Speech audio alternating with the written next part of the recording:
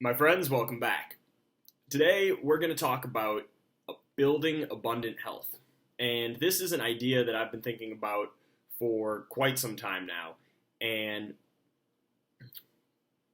well, let's start by showing you a picture, and then we'll break it down from there. So, what we've got going on here is a chart that I drew out where I'll share that quote next in a minute. But basically, 10's at the top, 0's at the bottom. 0, you're dead. 10, you're as alive as you possibly could be. We'll call that thriving. And then 5, we'll call it neutral. Okay? And so a 5 would be somebody who is not sick, but they're certainly not tapping into their full potential. And I want us to think about how this whole scale works. Okay? And so we'll call 5 and down the red zone and 5 and up the green zone. All right. So the red zone represents disease. And one of the concepts that we're always talking about here is that disease is not something random. It's not something that happened to me today. It's the product of a process. And that process for all of us is an ongoing process all the time, right? We talk about that adaptation is one of the key components of life. That's one of the things that makes something life, right? When scientists classify what are the characteristics of life, adaptation is at the core of that characterization. And so if we're always adapting, we can either positively adapt, and that's what's going to bring us up the scale, right? That's what's going to bring us up to a 10, or we can negatively adapt, and that's what's going to bring us down to a 0, and one day we'll die. And so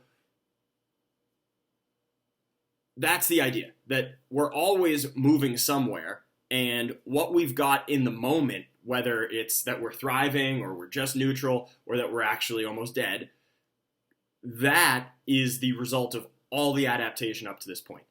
So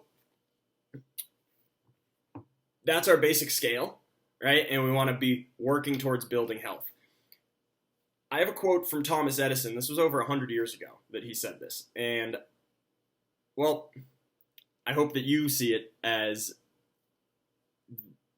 for what I see it as. So Thomas Edison said, "The doctor of the future will give no medicine, but will interest his patients in the care of the human frame, in diet, and in the cause and prevention of disease." And I like that. I really like that quote. And I have a lot of friends at chiropractic school who really like that quote. And I'm actually going to challenge that quote a little bit, because I think too many people hear that, especially the first sentence, "The doctor of the future will give no medicine." And maybe that freaks them out. Maybe you're one of the people who's like, "What the hell are you talking about? Like, doctors give medicine. That's what doctors do."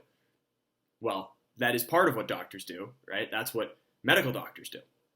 So, and then the other side would be that that's actually an important thing, right? Oftentimes people like myself, chiropractors, we do not prescribe medication. That's not part of our scope of practice. So maybe some chiropractors get excited about that and say, "Man, Thomas Edison was talking about us." And I think in many ways he was. But he wasn't saying we don't need medical doctors. So if we go back to our chart here, right, when you're in this red zone, you probably need medicine, right? So we'll give the example. You're dropping, right? You're driving down the road and you get in a car accident. And all of a sudden, maybe you were sitting at a 7, right? You were pretty healthy. You were really a very healthy person, right? But you get in this car accident and you're rapidly dropping to 0, right? Because what happened? You just got in a massive car accident. Your leg got ripped open and you're going to bleed to death in a matter of minutes, right? If that's you, if that's a person, which it happens every day in the United States, you're going to need a tourniquet, you're going to need an EMT and an ambulance to get you to an emergency room as fast as possible. And then at the emergency room, they're going to give you a whole bunch of different pharmaceutical drugs that are going to help clot your blood, that's going to help stabilize your body, and then they're going to do surgery on top of it to close up whatever artery or vein just got ripped open. Okay, so that would be a traumatic incident where you are in the red zone, right? We'll clearly say that that's the red zone. If you're in the red zone, you're going to need some extraordinary measures in order to stabilize your body. And that is where medicine is at its best. So those doctors, we need those doctors, right? However, once you take that person who was just in a car accident and they've been stabilized, once all of what we talked about is done, now the adaptation of the body is what's going to kick in. And of course, the body was adapting up through the whole process, right? Through the car accident, immediately following the car accident, the body was adapting. And there's actually many things the body does to try to save its own life in that sort of circumstance. But sometimes we get met with a challenge that is beyond our capacity to adapt. Or if it's not beyond our capacity to adapt, it's beyond our capacity to adapt in a set amount of time. So in this example, your body makes new red blood cells every single day. It's always making new red blood cells. And your body can totally replenish its blood cells in a matter of days. But if you're going to lose most of your blood cells in a matter of minutes, then there's no way that that natural process of hematopoiesis, right, the making of new blood cells, that process cannot be upregulated to a point that it can match the loss of blood in a traumatic incident like that. So that's not a lack of the body's ability to adapt. It's a constraint of time for that adaptation. Does that make sense? So the body's always adapting. And that's why we need to get stabilized in a situation like that where our capacity to adapt is overrun. So now we have that individual. They've been stabilized. This is where the adaptation is going to take over and become the most important part of their healing journey. Now, of course, we can continue to give them outside-in support, and that may or may not be warranted based on the situation. Yet, regardless of whatever outside-in support we do, it's always healing comes inside out. And it's always driven by the body. It's what life is, right? We said earlier on, adaptation is one of the key aspects of what it means to be alive. And adaptation is the process of rebuilding the body after some traumatic event. And so that's where I think this Edison quote really starts to kick in, where he says, "The doctor of the future will give no medicine, but will interest his patients in the care of the human frame, in diet, and in the cause and prevention of disease." So to me, after somebody has been stabilized, right? And this also applies to chronic conditions. Some people have extremely high blood pressure. Some people have all sorts of health concerns. And those people need some medication to support them in what they're doing, to stabilize them in what they're doing. Yet what I think is so exciting and so important, and what I want to spend time talking to you about, is how do we go from neutral? How do we go from the line between the red zone and the green zone all the way up into the green zone? And the only thing that's going to bring you up is this idea of building health, or the adaptation process. And you want to continue to make positive adaptation. And so what is it that the body needs in order to positively adapt? Well, it's really two categories, and it's very simple.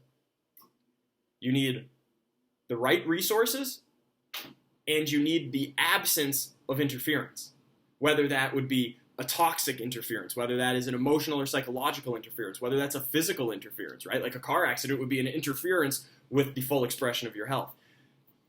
So there are things that are affecting you negatively. We'll call that broadly interference. And then we'll call the things that your body is requiring in order to do its adaptive processes, we'll call those resources. So what we're always focused on in these conversations is how can we get the right resources into the body and around the body?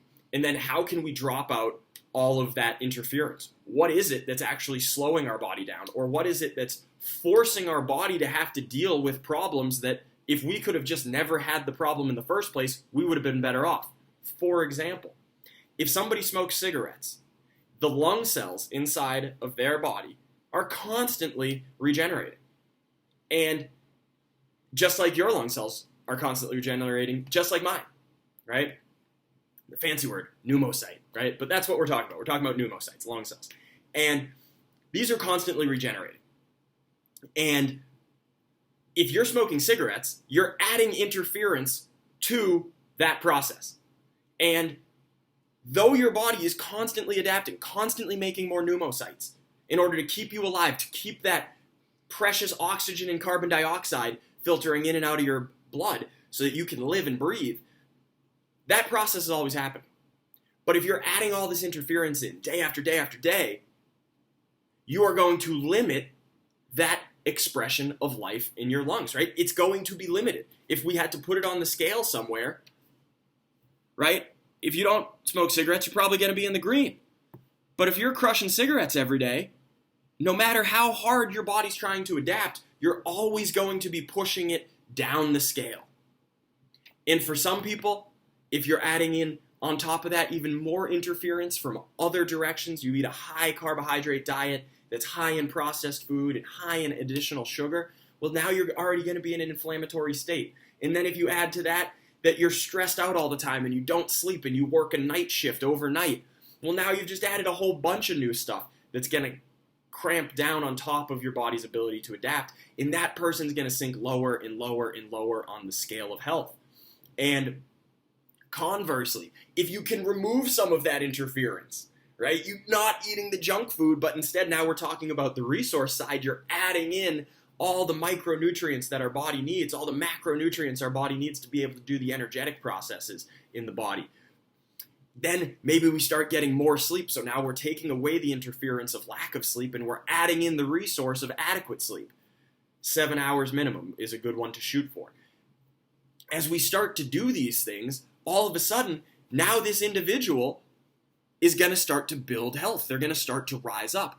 And that's what's beautiful, is that your body never gives up on you until the moment you cease to be living. And in fact, what's amazing is that even at the moment of your death, the vast majority of your cells are working properly. Now, you've hit a tipping point where enough of them are not working properly that it's game over, right? Because that's what happens, you died. However, even at that moment, if who knows, your liver's failing you, right? If your liver's failing you, the cells in your fingertip, those guys are still probably going strong, right? The vast majority of the cells in your body are still working right. And that's this idea that you're always adapting, right? Because you're a community of cells, right? Not only your actual cells that make you, the eukaryotic human cells, right? But also the billions and billions of cells of bacteria in your body and on your body and around your body that are constantly signaling back and forth between basically the inhabitants of the ecosystem that you are and you, which is itself a collective of cells, right? This whole thing is always communicating, always adapting, always striving. But what we really have to ask the question of is, are we adding a whole bunch of interference or a toxic load of some type onto this system?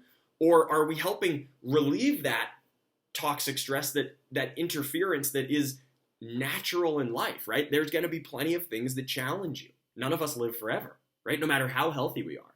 So in that regard, life is complexity. The universe is always breaking you down, right? Like the sand on the beach was once giant boulders, right? But the ocean wore those boulders down into tiny flecks of sand. So in the same way, we are always being confronted with the need to adapt in this universe. And we're always going to have some degree of interference coming at us from all the different processes in life. The question is, why do we voluntarily add more of this interference into our life, right? And some of us are a glutton for punishment, right? We create toxic relationships. We create toxic cycles of news and social media in our life, right? We create toxic patterns of lifestyle and behavior, right? Some people are gluttons for punishment.